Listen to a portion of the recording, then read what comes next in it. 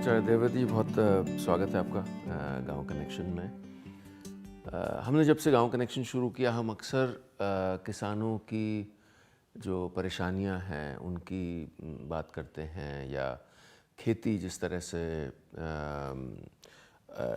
जूझ रही है अलग अलग कारकों से, उसकी बात करते हैं। लेकिन मुझे बहुत खुशी हुई जानकर कि यहाँ गुजरात में और आप व्यक्तिगत तौर पर जवाबों की तलाश में, और जवाब की तलाश ही नहीं, आप जवाब ढूंढ के लाए हैं किसानों के लिए नेचुरल फार्मिंग के रूप में। तो उसके बारे में जानना चाहेंगे। जी मिश्रा जी, कुरुक्षेत्र में एक गुरुकुल है, उसमें मैं 35 वर्ष तक प्रधानाचार्य के रूप में काम करता रहा। तो वो गुरुकुल पूरा आवासीय है, जिसमें देश के अलग अलग प्रांतों के लगभग 14 प्रांतों के छात्र रेजिडेंशियल रूप से पढ़ते हैं। जी। तो उन्हीं के साथ हमारा एक एग्रीकल्चर फार्म है, 200 एकड़ लगभग ज़मीन है हमारी। तो उन बच्चों को भोजन के रूप में जो खाद्यान्न दिया जाता था वो मैं फार्म से देता था, और लगभग 25 वर्ष तक मैं उसमें वही प्रक्रिया जैसे आम किसान करता है, यूरिया, डीएपी, पेस्टिसाइड, इसका प्रयोग मैं करता रहा। तो एक दो बार एक घटना घटी कि जब खेतों में मजदूरों से हम पेस्टिसाइड का स्प्रे कराते हैं, तो एक बार एक मजदूर की सूचना मुझे आई, जी वो छिड़काव करते करते बेहोश हो गया। उसको उठा के तत्काल अस्पताल ले गए, 2-3 दिन इलाज किया तो जीवन तो उसका बच गया। लेकिन मेरे दिमाग में एक विचार आया कि जो कीटनाशक इतना जहरीला है कि वो छिड़काव करते करते छिड़काव करने वाले की जान ले सकता है जी। और मैं तो इस जहर को फसलों पे डलवा रहा हूँ, उस खाद्यान्न पे जो इन मासूम बच्चों को खिलाया जाएगा। तो उस घटना ने मेरे को उद्वेलित कर दिया कि ये गलत है, ये जहर वाला काम खेती और ये अन्न साग सब्जी जो मैं बच्चे को खिलाता हूँ तो इनका भविष्य क्या बनेगा।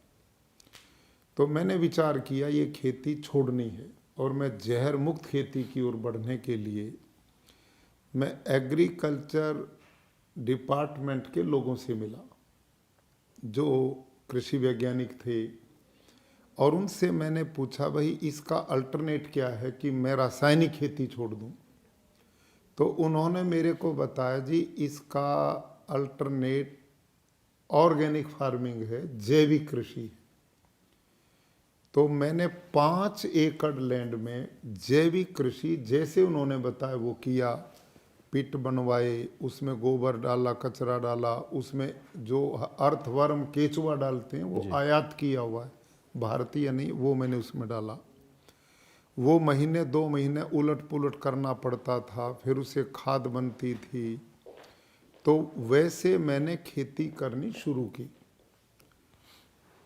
पहले साल मेरे को कुछ हाथ नहीं लगा, वो इतने कीट उसमें लग गए और उनका कोई हल नहीं निकल पाया। और वो जो वर्मी कंपोस्ट था और गोबर की खाद थी, जब खेत में डालता था तो उसमें खरपतवार इतना पैदा हुआ कि उसकी लेबर बहुत पड़ती थी जी। और उत्पादन पहले साल लगभग कुछ मिले को मिला नहीं। लेकिन मैंने सोचा कोई बात नहीं, प्रयास करते हैं। फिर दूसरे साल वैसे ही मैंने किया तो 51% मेरे को हाथ लग गया, और तीसरे साल मेरे को 80% के लगभग लगा। लेकिन जो खर्चे थे वो कम नहीं हुए। तो मेरे मन में एक विचार फिर आया कि हमारे पास तो गुरुकुल में 200 एकड़ ज़मीन है, जिस किसान के पास कुल 2-2.5 एकड़ है वो इस खेती को करेगा और वो ऐसे कुछ नहीं मिल पाएगा तो उसका गुजारा कैसे होगा। तो ये एक दिमाग में प्रश्न था मेरे। तो ये भी अनुभव किया कि ये ज़्यादा सफल काम नहीं है, जी। क्योंकि लागत भी कम नहीं हुई, उत्पादन भी कम हो गया, तो कैसे चलेगा? तो मैं दोबारा सोचा कि ये चल नहीं पाएगा और नुकसान होगा, और ये रासायनिक जो है इसी की ओर बढ़ो, लेकिन कम डालो इसको, ऐसा सोच ही रहा था। इस बीच में मेरा एक परिचय हुआ सुभाष पालेकर नाम के एक व्यक्ति से, जो इस प्राकृतिक खेती का प्रचार वो करते थे।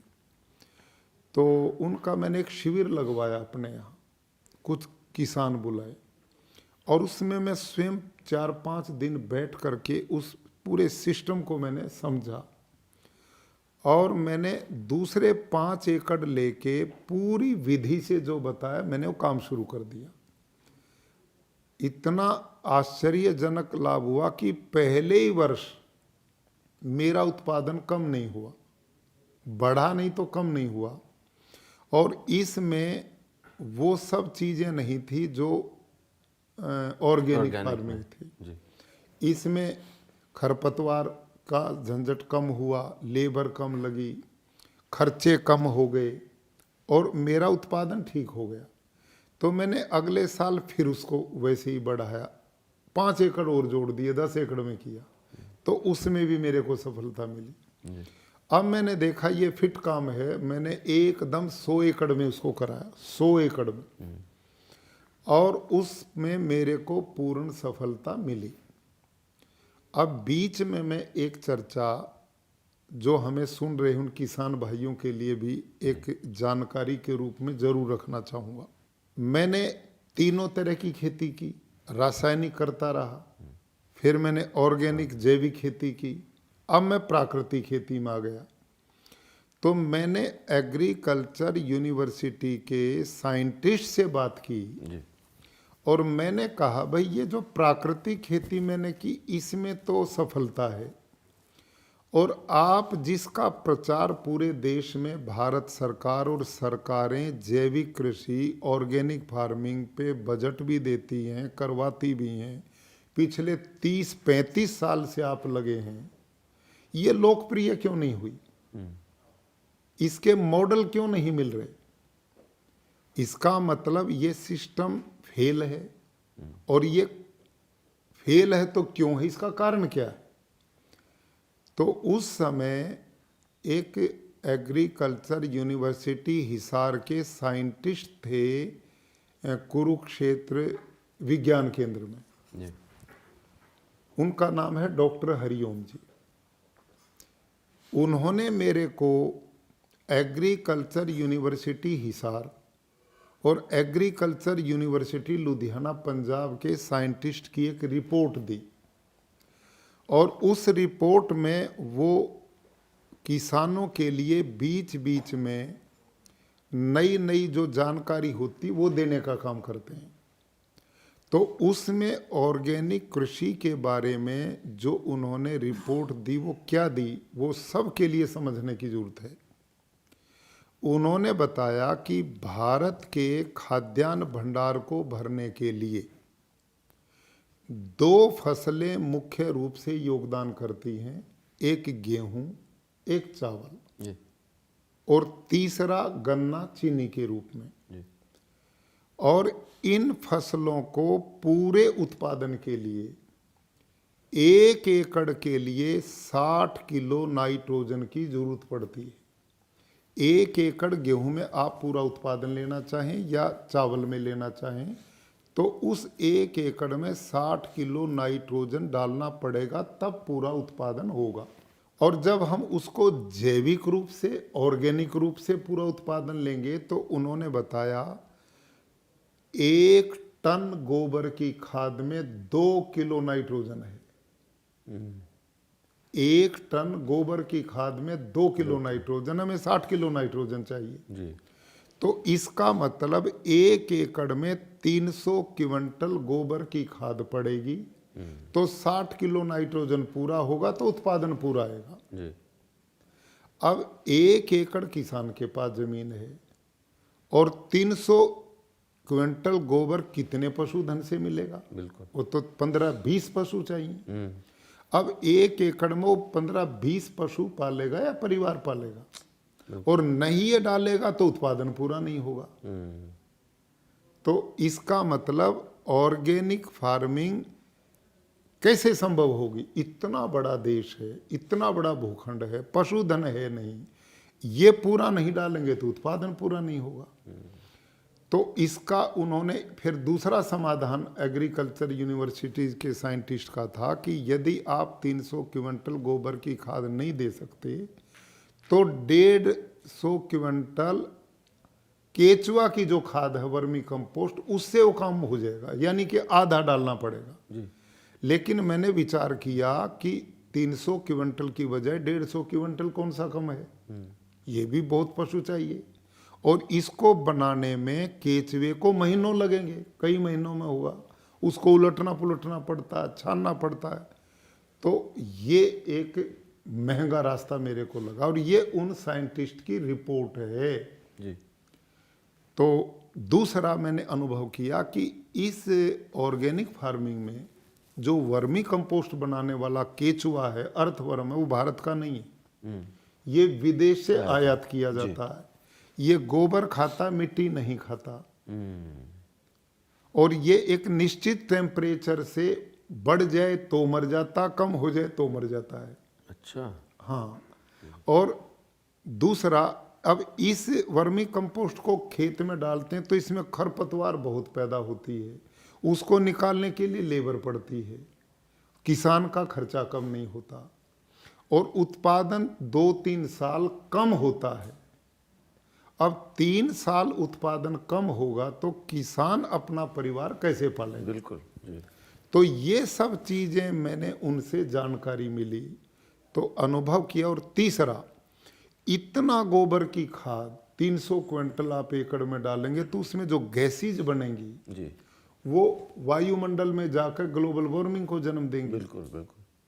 तो ये तो पद्धति जो ये हमारी है नहीं, ये तो बाहर की पद्धति है, विदेश की पद्धति है, लेकिन और प्रयास करने के बाद भी हम इसे लोकप्रिय यूं नहीं बना सके कि ये लाभकारी सिद्ध नहीं हुई जी जी। लेकिन जो प्राकृतिक खेती की बात मैंने की, इसमें ये सारी प्रॉब्लम नहीं है, और वो विशुद्ध एकदम वैज्ञानिक पद्धति मेरे को पाई। अब मैंने क्या किया, एग्रीकल्चर यूनिवर्सिटी हिसार में इस समय एक साइंटिस्ट हैं जिनका नाम है डॉक्टर बलजीत सारन। उन्होंने अपने साथी साइंटिस्ट की टीम के साथ, मैंने अपने खेत में रिसर्च शुरू कराई उनसे, और मैंने कहा कि आप इस प्राकृतिक कृषि में जो पद्धति मैं अपनाता हूं उसको साइंटिफिक ढंग से प्रूव करो आप जी। तो उन्होंने कहा मैं करता हूं। वो माइक्रोबायोलॉजी के साइंटिस्ट हैं जी। अब मिश्रा जी, प्राकृतिक खेती में 2 तरह के हम खाद तैयार करते हैं, इसको आप जामुन कह लें, खाद कह लें। एक का नाम है जीवामृत, एक का नाम है घन जीवामृत। और ये क्या तरीका है कि हम एक प्लास्टिक का 200 लीटर का खाली ड्रम ले लें जी, बाजार में कबाड़ी से 500-400 रुपये में मिल जाता है। जहाँ किसान पशु बांधता है वहाँ उसको छाई में रख दें, और उसको लगभग 180-85 लीटर पानी से भर दें। मैंने एक्सपेरिमेंट करवाए हैं, पालेकर जी ने भी करवाए हैं। माइक्रोबायोलॉजी के डॉक्टर ने महीनों इस पर रिसर्च करने के बाद पाया, उन्होंने भैंस का भी गोबर लिया, हॉस्टन फ्रीजन जर्सी गाय का भी गोबर लिया, बैल का भी लिया, लेकिन जो भारतीय नस्ल की देसी गाय हैं, ओनली देसी गाय, साहिवाल, थारपारकर, राठी, गिर, हरियाणवी, कांकरेज, ये जो गाय हैं पूरे भारतवर्ष में जो जिन प्रांतों में परंपरा से चली आ रही, उनके गोबर गोमूत्र में यही कमाल है, बाकी कहीं नहीं मिला। तो हमने देसी गाय के गोबर गोमूत्र की जब रिसर्च करवाई तो गोमूत्र तो खनिज का भंडार मिला, और देसी गाय के 1 ग्राम गोबर में 300 करोड़ से भी ज्यादा बैक्टीरिया जीवाणु पाए, अच्छा। जो अन्य किसी में इतने नहीं। तो हम क्या करते हैं जीवामृत बनाने के लिए, जी। देसी गाय जो स्वस्थ है 24 घंटे में रात दिन में 8 से 10 किलो गोबर देती है, 8 से 10 किलो गौमूत्र देती है। जी। इस गोबर गौमूत्र को इस ड्रम में डाल दें पानी वाले में, और उसमें 1.5 से 2 किलो गुड़, 1.5 से 2 किलो किसी भी दाल का बेसन, और बड़े पेड़ के नीचे की 1 मुट्ठी मिट्टी, जी। और इसको लकड़ी के डंडे से क्लॉकवाइज घड़ी की सुई की तरह 5 मिनट सवेरे 5 मिनट शाम, कुल 5 दिन घोलना है। छठे दिन 1 एकड़ का खाद तैयार है। अच्छा। अब मिश्रा जी, दुनिया में 1 एकड़ का 6 दिन में खाद तैयार हो जाए कोई पद्धति नहीं। वो भी और मुफ्त में। हाँ, और इसमें साइंस क्या है, जी। वो सब किसान बंधुओं के लिए समझने की बात ये है कि देसी गाय के 1 ग्राम गोबर में 300 करोड़ जीवाणु हैं, तो 10 किलो गोबर में कितने होंगे? जी। असंख्य होंगे। बिल्कुल। और मूत्र जो हो खनिजों का भंडार है, जो जमीन को तत्व चाहिए उनसे भरा पड़ा है। अब इन जीवाणुओं को खाने के लिए दाल का बेसन दे दिया हमने, वो प्रोटीन है। जी। जब वो जीवाणु इस प्रोटीन को खाएंगे तो पुष्ट होंगे, बलवान होंगे, स्वस्थ होंगे। और गुड़ डालते हैं तो मल्टीप्लाई होंगे, उनकी संख्या बढ़ेगी। और जो मिट्टी के जीवाणु हैं वो उनमें मिलके वो असंख्य संख्या में बढ़ेंगे, उनकी कोई गिनती नहीं, इतनी मात्रा में बढ़ते हैं। अब इस घोल को हम 6 दिन से 12 दिन के बीच में स्प्रिंकल के द्वारा और ड्रिप के द्वारा या खुले पानी में पानी के साथ इसको छोड़ दें, 1 ड्रम को 1 एकड़ में। जी। तो ये पूरे खेत में फैल जाएगा। जब ये खेत में जाएगा तो ये वहां जामुन का काम करेगा। जैसे 1 क्विंटल दूध में 1 चम्मच दही डाल दें तो सारा दूध दही में बदल जाता है। ऐसे ही ये जीवाणु जामुन का काम पूरे खेत में जाके करेंगे, और मिट्टी के जीवाणुओं से मिलके अनेक तरह के बैक्टीरिया वहां पैदा होंगे, अनेक प्रकार के। और ये बैक्टीरिया ही वो हैं जो 78% नाइट्रोजन आकाश में है उसको ये खींचेंगे। जी।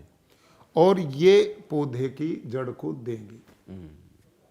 इसके अतिरिक्त हमें नाइट्रोजन, यूरिया, डीएपी बाजार की जरूरत ही नहीं, नंबर 1। नंबर 2, हमारी धरती में फास्फोरस, पोटास, जिंक, मैग्नीशियम, ये तत्व पहले से ही विद्यमान होते हैं। जी। लेकिन ये सारे तत्व धरती में होते हुए अपने आप पौधे के भोजन का निर्माण नहीं करते। उदाहरण के लिए, बहुत मोटा उदाहरण, हमारे घर में किचन, रसोई है सबके घर में। रसोई में नमक भी है, तेल भी है, आटा भी है, दाल भी है, सब्जी भी है, सारी चीज हैं, लेकिन उससे अपने आप भोजन तो नहीं बनेगा। अपने आप तो नहीं बन सकता। जी। सारी चीज है लेकिन भोजन नहीं बनेगा। भोजन कब बनेगा? जब हमारी माता बहन उठेगी, वो आटे को परात में डालेगी, पानी से गूंदेगी, चपाती बनाएगी, दाल उठाएगी, सब्जी काटेगी, छौंका लगाएगी, पकाएगी, तभी वो भोजन तैयार होगा खाने के लिए। बिल्कुल जो काम रसोई में हमारी माता बहन करती है, वही काम किसान के खेत में जीवाणु करता है। जो तत्व धरती में है, फास्फोरस है, जिंक है, पोटास है, मैग्नीशियम आदि जो तत्व हैं, वो गांठ बनाए पड़े हैं। उनसे उनको तोड़ के भोजन बनाने का काम पौधे के लिए जीवाणु करता है। जी। तो धरती में जितना जीवाणु बढ़ेगा उतना धरती का ऑर्गेनिक कार्बन बढ़ेगा। लेकिन जो रासायनिक खेती है वो इन जीवाणुओं को मारने का काम करती है। तो यदि लंबे समय आप रासायनिक खेती करते जाएंगे तो आने वाली पीढ़ियों को हम बंजर जमीन बना के देंगे, कुछ नहीं पैदा होगा एक समय के बाद, बिल्कुल कुछ नहीं पैदा होगा। और इसका मैं एक उदाहरण देता हूं आपको। जो मित्र कीट हैं खेती में, किसान के बहुत बड़े मित्र हैं, उनमें एक केचुआ है जी। अर्थवर्म जिसको बोलते हैं अंग्रेजी में, वो सबसे बड़ा मित्र है। और ऐसे और भी कीट हैं जो मित्र का काम करते हैं। वो मोटा उदाहरण, आप एक खेत से एक केचुए को पकड़ो और यहां उसको लेके आओ, रखो, और उसके ऊपर यूरिया डीएपी डाल दो, जिएगा या मरेगा? नहीं जिएगा। सीधा, इससे बड़ा प्रमाण क्या होगा? जी। वो मरेगा। और उसी के ऊपर गाय का गोबर डाल दो तो वो परिवार बढ़ाएगा, बिल्कुल, वो स्वस्थ होगा, उसका भोजन मिलेगा। अब इतना स्पष्ट है किसान बंधु के लिए कि हम रासायनिक खेती के द्वारा उन मित्रों को मारने का काम कर रहे हैं। तो बताइए, धरती का ऑर्गेनिक कार्बन गुणवत्ता, उसकी फर्टिलिटी कैसे बढ़ेगी? और इस बात को साइंटिस्ट समझेंगे तभी बात बनेगी। और इसके मैं बड़े प्रबल उदाहरण दूंगा अपने खेत के, बिल्कुल प्रबल। इस समय भी हमारे ये मित्र कीट कुछ बचे हुए हैं और वो यूरिया डीएपी कीटनाशक से डरते हुए धरती में नीचे समाधि लिए बैठे हैं। यदि उनका भोजन उनको मिलेगा तो वो अब भी बेचारे अपना काम करने के लिए तैयार हैं, लेकिन हम नहीं संभले और यूं ही चलते रहे, उनका बीज ही नष्ट हो गया तो फिर जमीन बंजर बनेगी, विनाश का रास्ता दिखाई पड़ता है। एक मैं और मोटा उदाहरण आपको देता हूं। आप तो गांव में रहते हैं जी। मुझे अपार प्रसन्नता, और गांव के लोगों के लिए काम करते हैं, बहुत खुशी मेरे को हुई। जब किसान घर से अपनी गाय को खोलता है, खूंटे से गाय निकली घर से बाहर और कच्ची जगह पर वो चलती है, और चलते हुए एक गोबर यहाँ किया, एक यहाँ किया, एक यहाँ किया और चली गई, ऐसा होता है ना? जी बिल्कुल। आप अब गांव में जाके ये अनुभव करना, वो जो गाय ने गोबर किया है ना, आप 3 दिन के बाद उस गोबर को उलट के देखना। अच्छा। उसके नीचे आपको 2-3 छेद मिलेंगे। अच्छा। उसके नीचे 2-3 छेद मिलेंगे। जो किसान बंधु सुन रहे हैं ना मेरे को, वो इस बात को एकदम स्वीकार करेंगे, ऐसा है। अब गाय ने जब गोबर किया तब छेद नहीं थे वहां, उस समय छेद नहीं था, लेकिन धरती में समाधि लिए जो मित्र जीव बैठे हैं उनको ऊपर उनका भोजन मिल गया, और उसकी गंध पा करके धरती को फोड़ के वो ऊपर भोजन लेने के लिए आ गए। ऐसे ही जब हम जीवामृत खेत में डालते हैं ना, जो मैंने बताया, और घन जीवामृत डालते हैं, तो ये अर्थवर्म 10 से 12 दिन के अंदर अंदर अपना काम शुरू कर देगा, धरती को फोड़ के एकदम काम शुरू करेगा। और ये जो केचुआ है, ये अपने जीवन में हजारों बच्चों को जन्म देता है, और जब मरता है तो पौधे को खाद दे करके जाता है और नया परिवार बढ़ा के जाता है। और भारतीय केचुए में विशेषता क्या है, वो जो हमारा वर्मी कंपोस्ट वाला केचुआ तो विदेशी है, वो तो गोबर ही खाता है। हमारा केचुआ मिट्टी भी खाता है और गोबर भी लेता है, ये दोनों करता है। और ये काम कैसे करता है, ये देखिए, यूं जाता है और दूसरे छेद से आता, इस छेद से जाता, इससे आता, इससे जाता और इससे आता। जिस छेद से जाता उससे वापस नहीं आता, नया छेद बना के आता है। और ये 8-10 फीट तक जमीन में छिद्र बनाते हुए, कैसे छिद्र बनाता है, जब ये नीचे जाता है तो वर्मी वॉश शरीर से छोड़कर उस छेद को लीपते हुए जाता है, वो छेद जल्दी बंद नहीं होता जी। और धरती में जो खनिज हैं उनको खा के पेट से निकाल के पौधे की जड़ को देता, जिसमें अनेक प्रकार के पोषक तत्व हैं जो जमीन की फर्टिलिटी बढ़ाते हैं और पौधे की खुराक देने का काम करते हैं। ये काम करता अर्थवर्म। अब जो छिद्र हैं उनसे ऑक्सीजन धरती को मिलता है, उसकी फर्टिलिटी बढ़ती है। और इसका कितना बड़ा काम ये करेगा कि जब आप प्राकृतिक खेती करेंगे, यूरिया डीएपी नहीं डालेंगे, कीटनाशक नहीं डालेंगे, तो ये अपना इतना परिवार बढ़ाएगा कि 1 एकड़ में मेरा खेत जो है उसमें कई लाखों की संख्या में केचुआ काम करता, कई लाख, और रात दिन काम करता, बिना पैसे का मजदूर है जी। वो सारी जमीन को मुलायम बना देता है, नीचे की जमीन को उलट देता, खनिज को नीचे को ऊपर दे देता, ये काम करता है। और जब लाखों केचुआ यही काम करते हैं तो पूरी धरती में छिद्रों का भंडार बनता, ऑक्सीजन से फर्टिलिटी बढ़ेगी।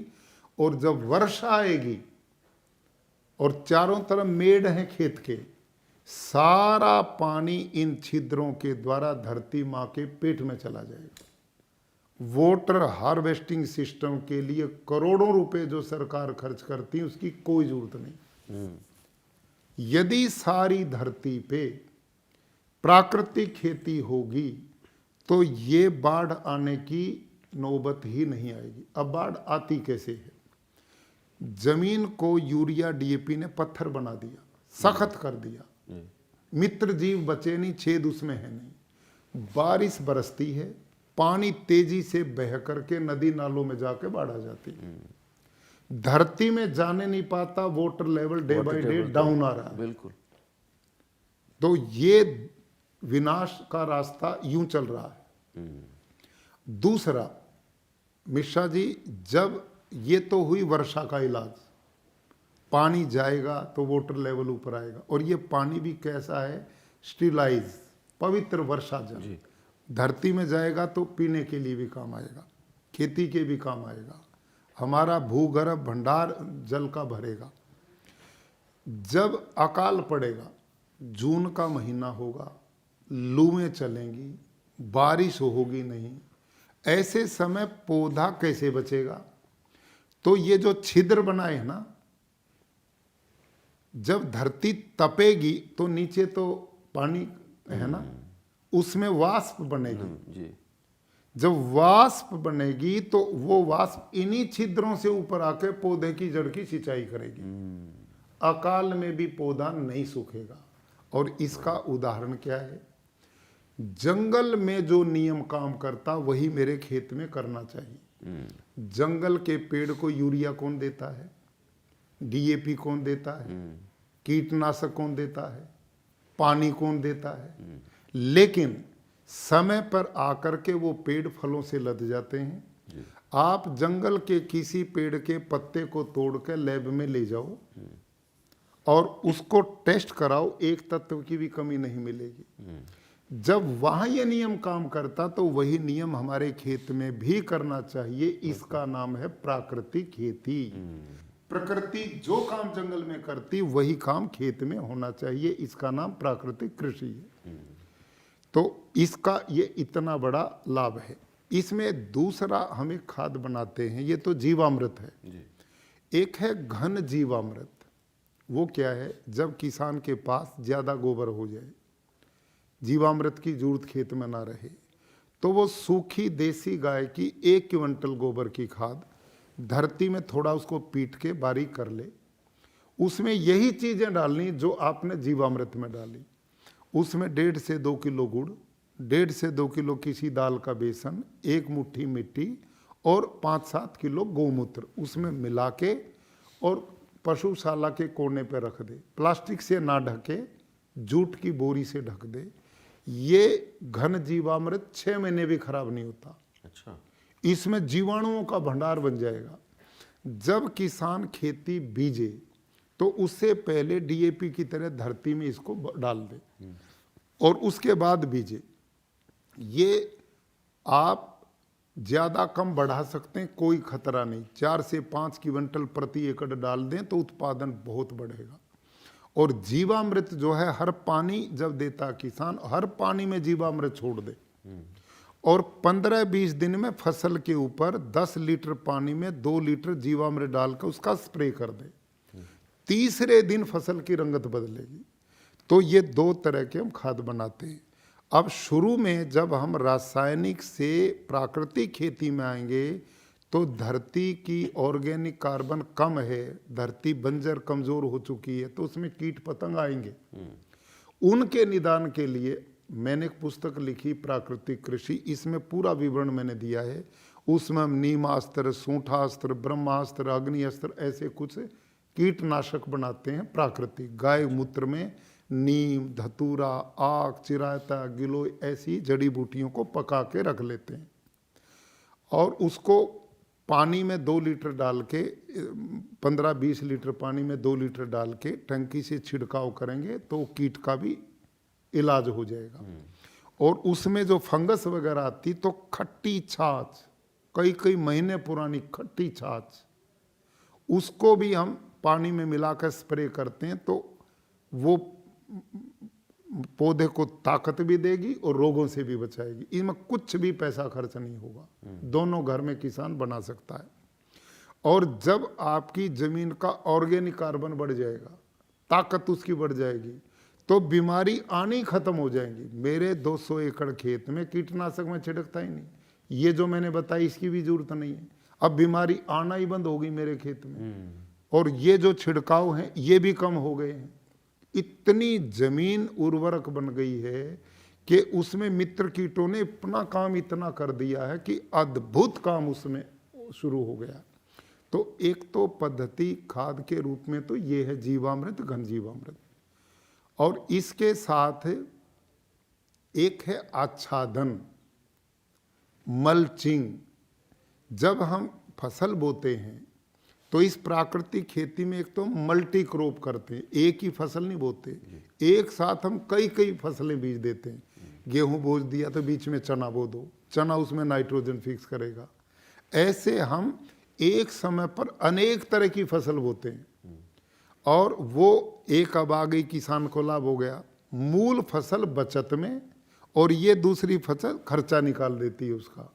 तो इससे किसान की आय भी बढ़ेगी और जितना धरती को ढक कर के हम रखेंगे उतना ही जमीन की ऑर्गेनिक कार्बन बढ़ेगा। अब ये जो मल्चिंग है वो क्या है? खेत का जो घास फूस है हम उसको आग लगाते हैं, बिल्कुल नहीं जलाना चाहिए, इससे प्रदूषण भी बढ़ेगा और हमारे जो जीवाणु वो भी मरेंगे, मित्र जीव भी मरेंगे। हम क्या करते हैं, जो भी अवशेष जमीन में से निकलते हैं उनको काट के जब फसल बो दी, फसल को छोड़ के बाकी खाली जगह है उस पे उसको बिछाओ। उसके कितने जबरदस्त लाभ हैं वो किसान बंधु सुनेंगे। नंबर 1, जब हम धरती को ढक देंगे तो साइंटिस्ट भी इस बात को स्वीकार करते हैं कि जब धरती का तापमान 35 डिग्री से ऊपर होता है तो धरती का ऑर्गेनिक कार्बन उड़ना शुरू हो जाता है और वो आकाश में जाकर के वायु प्रदूषण, ग्लोबल वार्मिंग को जन्म देता है। और हम उसे मल्चिंग करके ढकते हैं तो वो उड़ने नहीं पाता, जमीन की फर्टिलिटी को बढ़ाने का काम करता है। एक काम। नंबर 2, इस मल्चिंग का लाभ है कि 50% पानी आपका बच जाएगा। 50% पानी सारे देश की धरती का निकलना बंद हो जाएगा। क्यों? जब हम इसको ढक के रखेंगे तो ये जो मल्चिंग है ये आकाश में जो जलीय तत्व है उसको खींचती है और ये जमीन को देती है। तो जमीन की नमी जो है ना वो बनी रहती है। किसान बंधुओं से मेरा निवेदन है कि पौधे को पानी नहीं चाहिए, पौधे को नमी चाहिए। पौधे को पानी नहीं चाहिए, पौधे को नमी चाहिए। और इस मल्चिंग से वो नमी बनी रहेगी। कैसे बनी रहेगी वो किसान बंधु इसको भी समझेंगे। आप अपने खेत में कोई फसल काटते हैं और उसका एक गट्ठा बना करके खेत में डाल देते हैं। जून का महीना है, मई जून का महीना, लूएं चल रही हैं, चारों तरफ पानी कहीं है नहीं, तप रही है जमीन। ऐसे मौसम में जो गट्ठा आपका खेत में पड़ा हुआ है फसल का, भार जिसको बोलते हैं, गट्ठा बोलते हैं, वो उस भार को उलट के देखें, उसके नीचे नमी मिलेगी। सब किसान इसको स्वीकार, ये नमी कहां से आई जब चारों तरफ सूखा पड़ा है। ये जो मल्चिंग है, अवशेष हैं, ये आकाश के जलीय तत्व को खींच के जमीन को देते हैं। तो पानी की 50%, 50% जरूरत ही कम हो जाएगी। 2 लाभ हो गए। तीसरा लाभ इसका यह है कि जो केचुआ है, अर्थवर्म है, वो रात में काम करता है, दिन में नहीं करता। दिन में क्यों नहीं करता? जब वो बाहर आता तो उसे पक्षी उठा ले जाते हैं। जी। उसको अपनी मौत का खतरा है, वो इसलिए अंधेरे में काम करेगा। प्रकाश होते ही वो अंदर चुप बैठ जाता है। यदि किसान मल्चिंग करता, जमीन को ढकता है, तो वो केचुआ जो है रात की तरह अनुभव करके मरने के भय उसका खत्म कर दिया, तो वो फिर रात और दिन काम करेगा। डबल शिफ्ट, वो डबल शिफ्ट पे आ जाएगा, डबल शिफ्ट करेगा। और वो किसान की जमीन को ऑक्सीजन भी देगा, खाद भी तैयार करेगा, और वो वर्षा जल का नीचे जाने का भी प्रबंध करेगा, और गर्मी में पेड़ को सूखने भी नहीं देगा। ये अद्भुत काम वो करेगा। और चौथा इसका लाभ क्या होगा कि जो जीवाणु हैं, जो हमने गोबर से लिए थे, जिनको खाने के लिए हमने दाल का बेसन दिया था, अब धरती में वो आ गए तो क्या खाएंगे? उनको भोजन तो चाहिए। ये जो मल्चिंग है, घास फूस, ये उसका भोजन है। वो खाएंगे, ज्यादा काम करेंगे, पुष्ट रहेंगे, और इस सारी मल्चिंग को खा के खाद में बदल देंगे जी। इसको भी खाद में बदल देंगे। और अंतिम 5वां इसका लाभ क्या है? जो किसान बहुत लेबर लगा करके घास निकालता खेत की, इसके बिछाने से खरपतवार पैदा ही नहीं होगा। क्योंकि उसको सूर्य की धूप नहीं मिलेगी जी। वो निकलेगा लेकिन पीला पड़ के वहीं खत्म हो जाएगा, उसका बीज ही नष्ट हो जाएगा। अच्छा। और ये खरपतवार की प्रॉब्लम ही खत्म हो जाएगी। तो ये प्राकृतिक खेती का दोनों तरफ से इस रूप में लाभ मिलता है। जब हम ये करेंगे तो इससे ऑर्गेनिक कार्बन, जो जमीन की फर्टिलिटी, वो बढ़ेगी। मैंने अपने खेत में, मेरे 2 खेत थे, एक मैं 50, ये 100 एकड़ की मैंने जो बात की है जी, इसमें मैं प्राकृतिक खेती करता हूँ। इसी के साथ बीच में एक पक्की सड़क से इधर हमारा 100 एकड़ का खेत था, जो मैंने भाड़े पे, लीज पे, ठेके पे किसानों को दिया हुआ था। बटाई पे दे दिया, बटाई पे दिया था।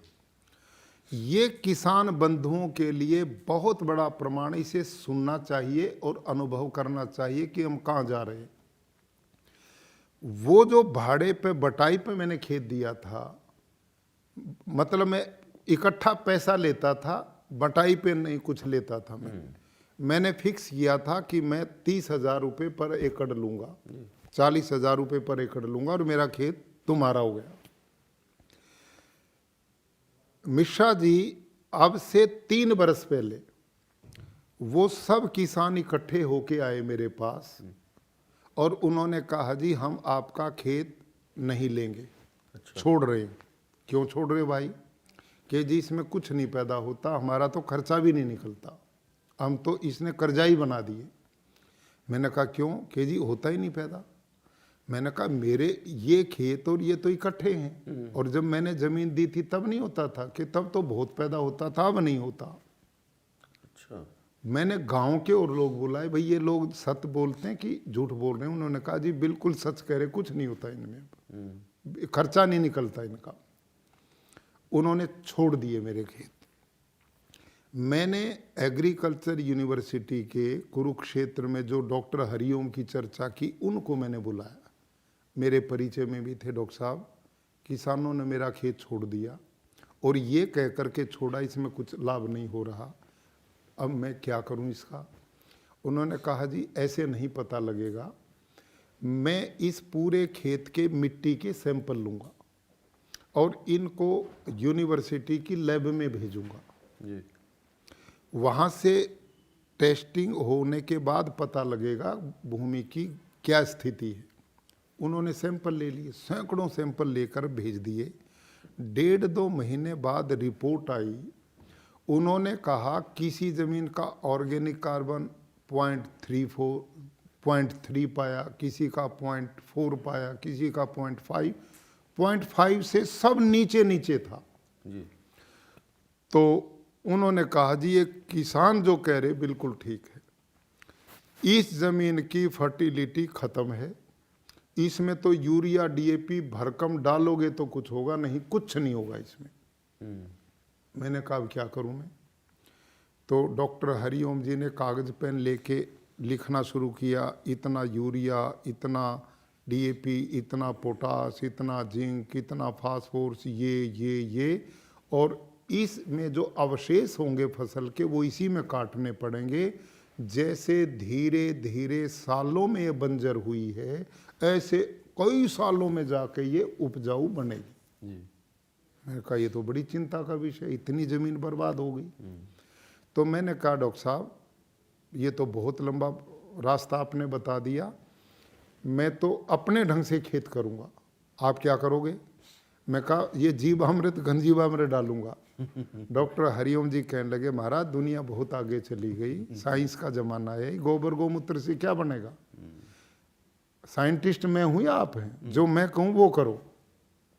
मैंने कहा आप वाले कहने से तो ये बंजर हुई है जो इन लोगों ने किया है, तो आप क्या करेंगे? मैं कहा मैं यही करूँगा जो अपनी बाकी खेत में करता हूँ, जीवामृत घनजीवामृत डालूंगा। वो कहने लगे इसे कुछ नहीं होगा, आपकी मर्जी, ज़मीन आपकी, मैंने अपना बता दिया राय, अब जो करना करिए। और वो चले गए। मिश्रा जी 3 साल पहले उस बंजर ज़मीन में मैंने 5-5 क्विंटल घनजीवामृत डलवाया पर एकड़ और उसमें धान की रोपाई की। जब भी पानी देता तो जीवामृत का उसमें घोल छोड़ देता और 15 दिन बाद जीवामृत का मैंने 10 लीटर पानी में 2 लीटर जीवामृत डाल के उसका छिड़काव शुरू किया। फसल लहलाने लगी। अच्छा। इतना बढ़िया हरा भरा खेत। मैंने डॉक्टर साहब को बुलाया, मेरे जानकार थे वो। मैं कहा एक बार आओ आपको करिश्मा दिखाता हूँ।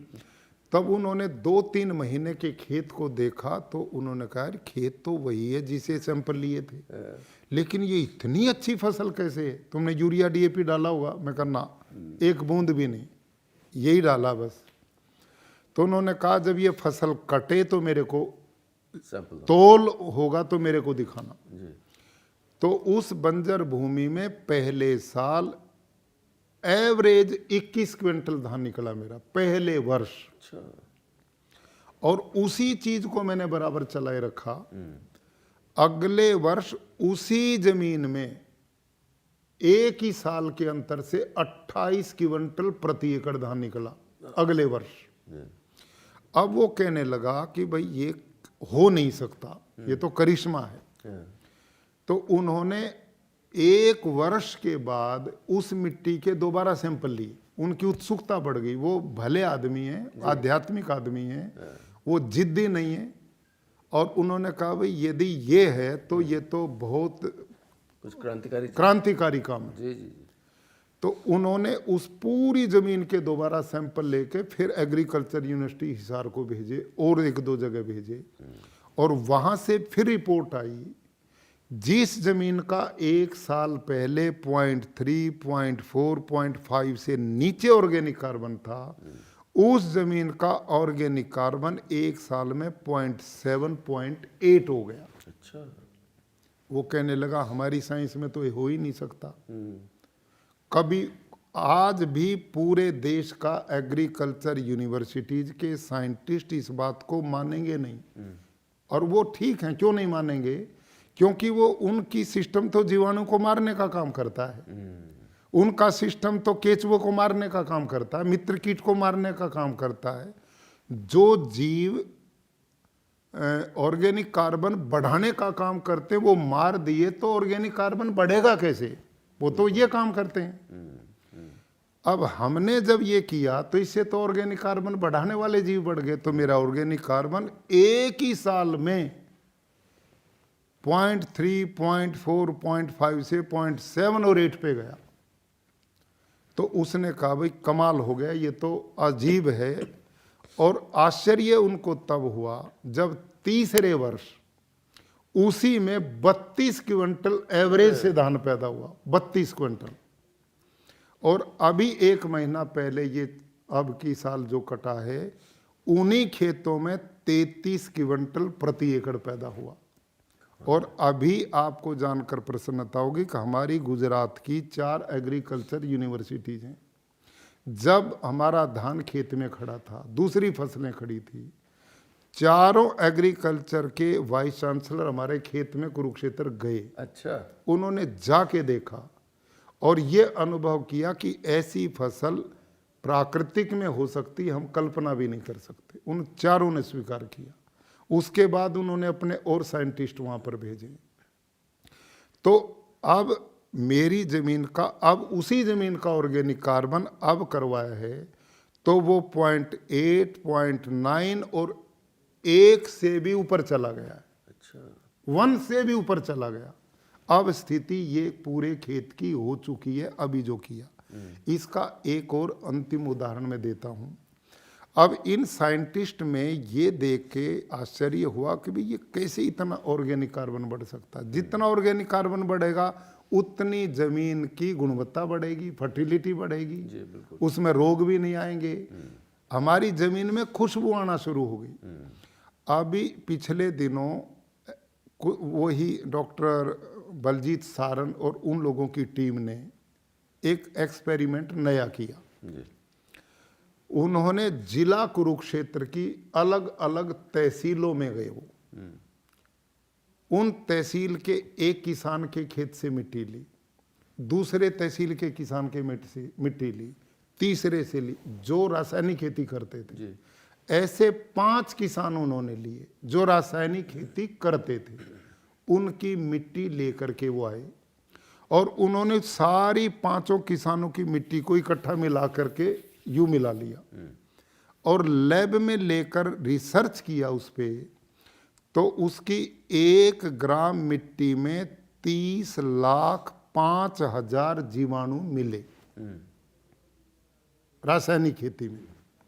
फिर उन्होंने हमारे गुरुकुल कुरुक्षेत्र की मिट्टी को लिया 5 जगह से ऐसे, फिर उसको यूं ही मिलाया और लैब में लेके गए तो उसमें 161 करोड़ जीवाणु मिले 1 ग्राम मिट्टी में। हमारी 1 ग्राम में 161 करोड़ और रासायनिक में 30,05,000। अब आप ये साइंटिफिक आधार, इससे बड़ा क्या होगा। साइंटिस्ट इस बात को तो मानेंगे जमीन का ऑर्गेनिक कार्बन जितना ज्यादा होगा तभी वो फसल बढ़िया देगी। और ऑर्गेनिक कार्बन बढ़ाने का काम मित्र जीव करते हैं, जीवाणु करते हैं। अब रासायनिक तो उनको मारने का काम करती है। और उसके बाद भी इस सिस्टम को जो ना माने तो ये तो किसान के साथ, बेचारे के साथ और लोगों के साथ बड़ी बिल्कुल नाइंसाफी है ना जी। तो ये इतने उदाहरण मोटे मोटे मैंने आपकी सेवा में दिए हैं, मोटी मोटी जानकारी दी है। और इसका लाभ क्या होने वाला है जो मैं निवेदन करता हूँ, कहने को ये प्राकृतिक खेती है लेकिन एक काम से अनेक लाभ। और क्रांतिकारी काम क्या होगा, रासायनिक खेती ग्लोबल वार्मिंग को जन्म देती है और प्राकृतिक खेती ग्लोबल वार्मिंग को समाप्त करने का काम करती है। हवा हमारे अनुकूल बनेगी, पानी जल जीवन है, ये उसको वाटर लेवल को बढ़ाने का काम करेगी। और आज पानी पीने लायक नहीं बचा है, बोतल लिए घूमते हैं। जी। प्राकृतिक खेती करेंगे तो उसमें जहर नहीं जाएगा, तो हमारा पानी आने वाली पीढ़ियों को मिलेगा, स्वास्थ्य प्रदान करेगा। 2 लाभ। तीसरा, प्राकृतिक खेती से जमीन की फर्टिलिटी बढ़ेगी, आने वाली पीढ़ियों को उपजाऊ जमीन दे करके जाएंगे, और रासायनिक से उनको बंजर जमीन दे के जाएंगे। चौथा, जो भारतीय नस्ल की देसी गाय है इसका नस्ल सुधार किया जाए, और ये गाय चलती फिरती जीवाणुओं की फैक्ट्री है। यदि ये बचेगी तो इसका A2 दूध वो तो मानव के कल्याण पीने के काम आएगा, और इसका गोबर गौमूत्र कृषि को बचाएगा। इस समय भारत सरकार 1.25 लाख करोड़ रुपया वार्षिक यूरिया DAP पे सब्सिडी देती है। इतना बड़ा धन यदि देश के विकास में लगे तो देश कहाँ जाएगा। बिल्कुल। और ये 1.25 लाख करोड़ नहीं, फिर किसान इसे खरीदता है। ये 2 लाख करोड़ का मामला है, और पेस्टिसाइड वो अलग है। कितना बड़ा एक चक्रव्यूह बिल्कुल चल रहा है, इससे निजात मिलेगी। और 5वां इसका लाभ है कि जिस आहार को जहर वाले को खा के अस्पताल भरे पड़े, मैं सब बंधुओं से निवेदन करके पूछता हूं कि जब रासायनिक खेती नहीं थी 50-60 साल पहले, कोई कैंसर को जानता था, कोई डायबिटीज को जानता था, कोई हार्ट अटैक को जानता था, कोई हाइपरटेंशन को जानता था। ये इतने असाध्य रोग जिनके निदान के लिए अरबों रुपए के मेडिकल बनाए जा रहे हैं, इतना बड़ा सिस्टम खड़ा है। जमीन बेचता है आदमी बीमार होकर के वहां पड़ेगा, काम नहीं कर पाएगा, परिवार दुखी, पर बीमार दुखी। ये सारी से मुक्ति का रास्ता इससे मिलेगा।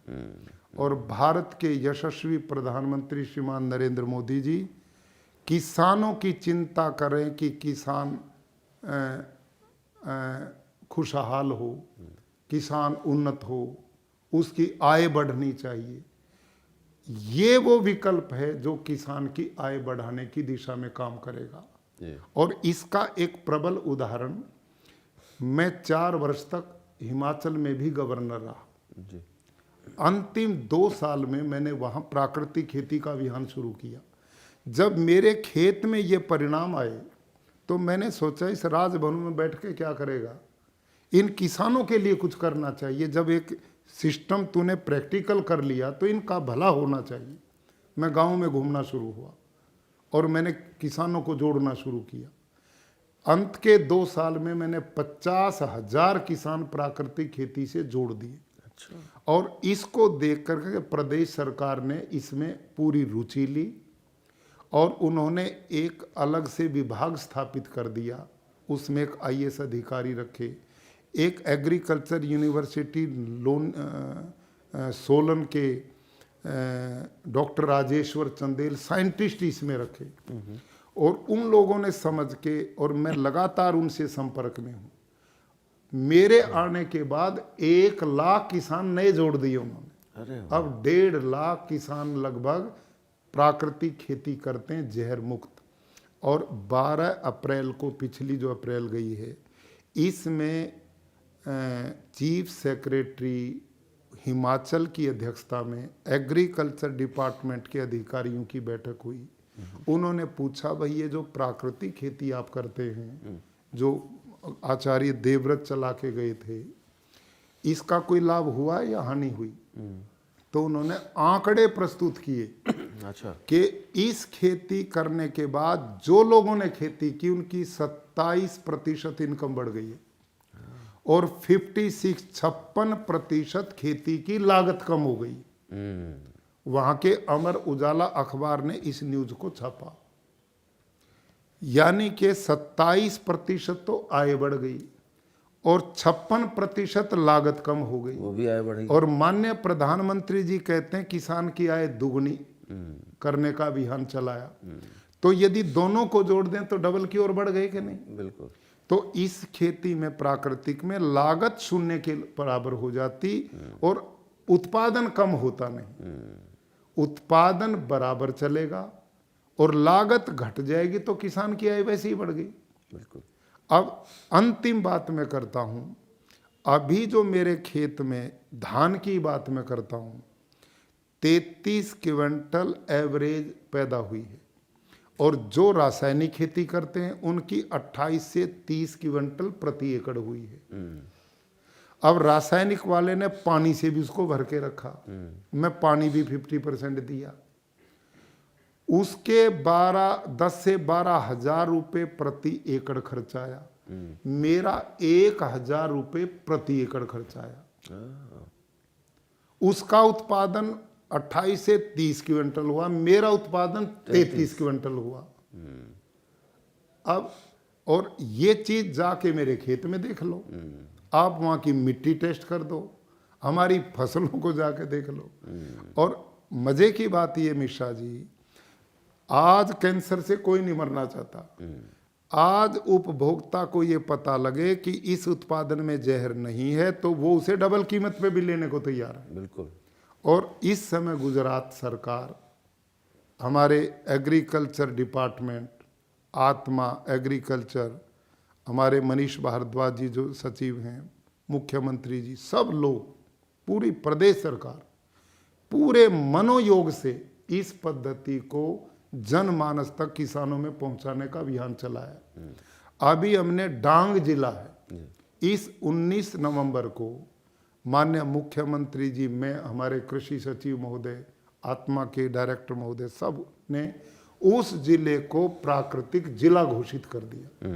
भारत का पहला प्राकृतिक जिला वो होगा, यानी हर किसान प्राकृतिक खेती कर बिल्कुल, उसमें एक भी किसान नहीं बचेगा। वहां यूरिया, पेस्टिसाइड, डीएपी पे प्रतिबंध है, और उसके लिए प्रदेश सरकार ने सहयोग दिया उनको। 1 हेक्टेयर के लिए 1,000 रुपया प्रति एकड़, वो 10,000 रुपया प्रति एकड़। हाँ, इतना सहयोग देंगे ताकि उनका मनोबल आए जी, उनको दिक्कत ना आए, और ये काम शुरू कर दिया। और प्रदेश सरकार ने जो किसान, यहाँ 2 लाख किसानों ने प्राकृतिक खेती शुरू की, और वो जो देसी गाय किसान घर में रखता उसको 900 रुपया महीना प्रदेश सरकार गाय के रख रखाव के लिए दे रही है। तो ये काम यहाँ शुरू होने से किसानों में एक जागृति आई है। अभी हमने 6 दिन का एक शिविर आज ही संपन्न किया है। इस दिसंबर मास में 3-4 शिविर और लगाने हम जा रहे हैं। तो पूरे प्रदेश में प्रदेश सरकार ने एक अभियान चलाया है, और हम किसानों में ये विचार मजबूती से फैला रहे हैं, और हजारों लाखों जो किसान कर रहे हैं उनके जो अनुभव आने लगे वो बड़े संतोषजनक हैं, और वो बड़े उत्साहित हैं। तो ये कृषि जो है हमारी, ये प्राकृतिक है, जैविक नहीं, रासायनिक नहीं है। इस समय हमारे एग्रीकल्चर से जुड़े साइंटिस्ट कहते हैं कि जी ये खेती साइंटिफिक नहीं है, इस पर वो नहीं हुए हैं शोध। तो हम उनसे आग्रह करते हैं, आप शोध करिए, हम तो आपको आह्वान करते हैं। वो उदाहरण देते हैं, लंका ने इस काम को शुरू किया, जैविक को, वहाँ बड़ा उत्पादन कम हो गया, दिक्कत आ गई। बिल्कुल ठीक किया, उन्होंने जैविक किया इसलिए उत्पादन कम हुआ। उन्होंने प्राकृतिक नहीं किया इसलिए फेल हुए। प्राकृतिक करें। हमारे T Vijay Kumar chief secretary Andhra Pradesh रहे, IAS अधिकारी, वो आंध्र प्रदेश में पिछले 5 साल 7 साल से इस खेती को करवाते हैं। 5 लाख से ज्यादा किसान उनके साथ जुड़े हुए हैं, और उन्होंने जहां पानी भी नहीं है वहां 3-3 फसल किसानों की शुरू हो गई इस प्राकृतिक, इसी पद्धति से। यदि ये सफल नहीं होती तो 1.5 लाख किसान हिमाचल में क्यों जुड़ता? बिल्कुल। यदि ये ना होती तो हमारे गुजरात में क्यों जुड़ता? 7-8 साल से जो आंध्र प्रदेश में करते हैं वो क्यों जुड़ते?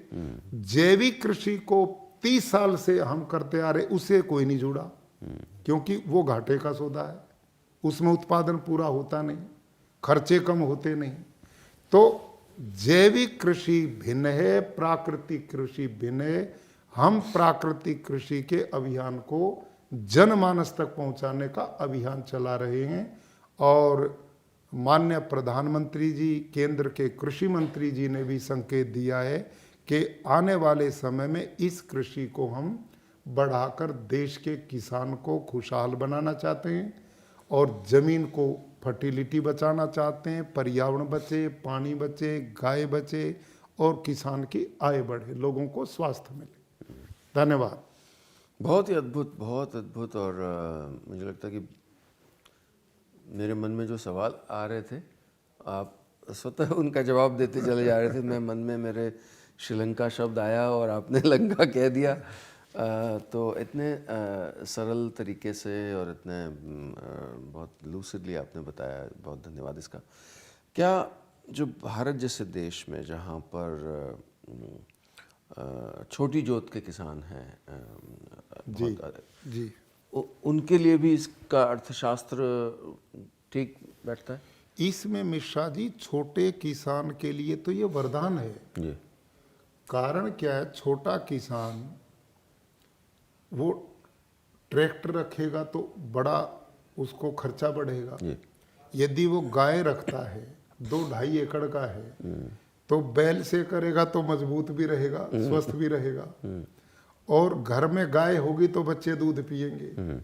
और एक देसी गाय से तो 18-20 एकड़ से भी ज्यादा खेती हो सकती है। उदाहरण के लिए गाय दूध भले ही रोज ना दे, गोबर गोमूत्र तो प्रतिदिन देगी जी।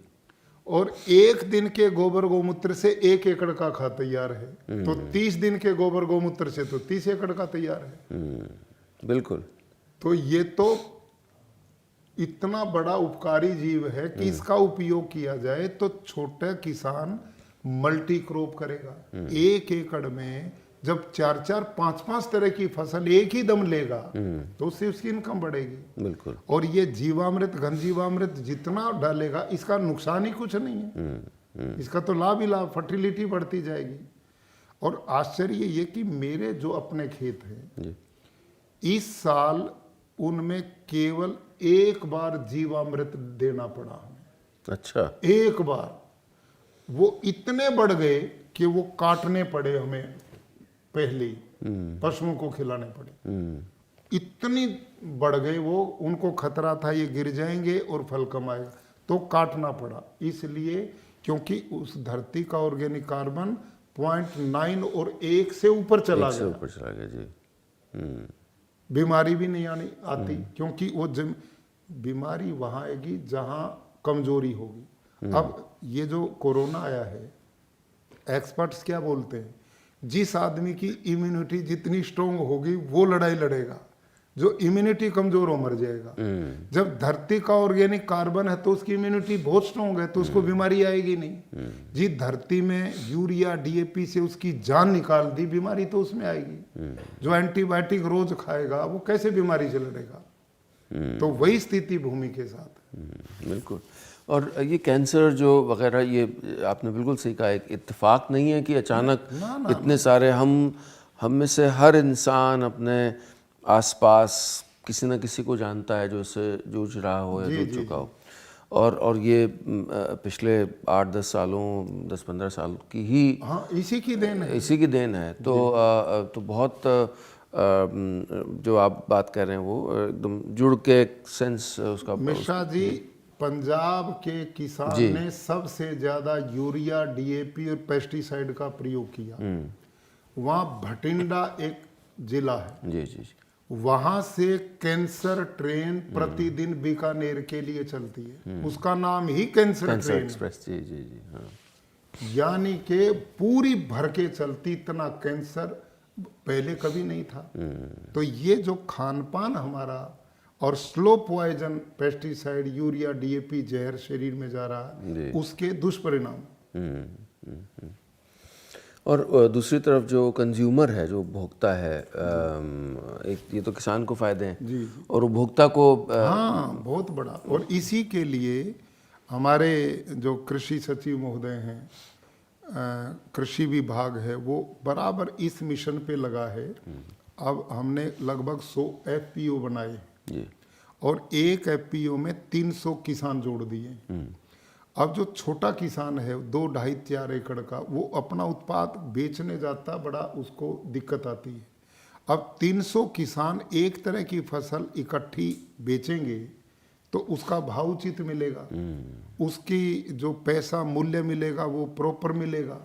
तो इस दिशा में भी लगातार प्रयास हैं, अनेक जगह संपर्क बनाते जा रहे हैं ताकि इसका किसानों को उचित दाम मिले और उनकी मार्केट की व्यवस्था बढ़िया बन सके। इस पे भी बराबर काम चल रहा है। वाह, बहुत धन्यवाद। इतना अच्छा, और उम्मीद भी दिखती है आगे की, और किस तरह से जो यहाँ हो रहा है गुजरात में और प्राकृतिक खेती के माध्यम से, वो किस तरह से एक मिसाल है बाकी देश के किसानों के लिए। मैं उत्तर प्रदेश में रहता हूँ, और अगर इस तरह की जो सॉल्यूशंस हैं उत्तर भारत में और आए तो मुझे लगता है कि चमत्कार हो सकता है। तो बहुत धन्यवाद। और वहाँ भी प्रयास चल रहे हैं। मेरे को उत्तर प्रदेश के मुख्यमंत्री माननीय योगी आदित्यनाथ जी ने 4-5 बार उन्होंने मेरे कार्यक्रम करवाए हैं जी। और अभी भी मैं 23 दिसंबर को बनारस में माननीय प्रधानमंत्री जी ने उस इलाके के किसानों के लिए बोला कि भाई ये कार्यक्रम की जानकारी वहाँ भी दी जाए। मैं वहाँ भी जा रहा हूँ और ये बढ़ेगा। मैं गोरखपुर, कानपुर, मुजफ्फरनगर, मेरठ और ये बागपत, इस इलाके में मेरे कार्यक्रम हुए हैं और इसमें किसानों में रुचि बढ़ती जा रही। वहाँ भी मॉडल लोगों ने खड़े करने शुरू कर दिए। बिल्कुल, जब आप जो एक ऊंचे पद पर हैं लेकिन असल में आप हृदय से अभी भी किसान हैं, और आप उन्हीं की भाषा में, उन्हीं के तरीके से उनको बताते हैं, तो फिर वो किसी भी किताबी ज्ञान से बहुत ज़्यादा बहुमूल्य है। तो बहुत धन्यवाद आपका गांव कनेक्शन में जुड़ने के लिए, और हमारी कोशिश रहेगी कि इस संदेश को अलग अलग तरीकों से लाखों किसानों तक पहुंचाएं, उनकी ज़िंदगियां बदल पाएं। बहुत धन्यवाद मिश्रा जी, आपने समय निकाला, इतनी दूर से आए, और किसान की भलाई के लिए आपके मन में जो सम्मान का भाव है वो बराबर बना रहे और हम मिल करके इस मिशन को आगे बढ़ाएं। बिल्कुल, ये पूरे राष्ट्र, समाज, जनमानस का इससे कल्याण हो। बहुत धन्यवाद।